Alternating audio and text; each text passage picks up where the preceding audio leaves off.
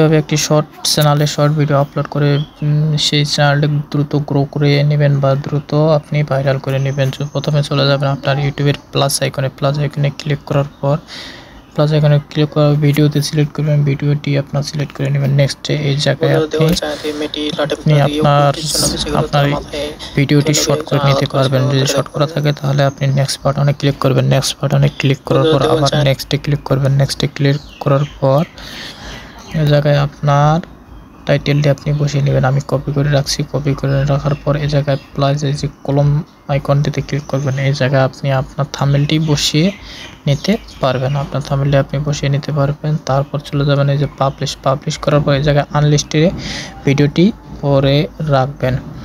তারপর এই যে শিডিউলেড এই জায়গা আপনি করতে পারেন। আজকে যদি আপনি এই ভিডিওটি আপলোড করতে না চান এই জায়গায় তারিখ দিতে পারবেন।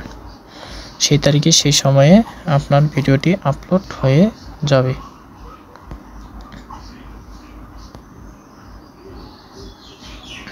এই জায়গায় তারপর এই জায়গায় লোকেশন, আপনার লোকেশনটি দিয়ে দিতে পারেন।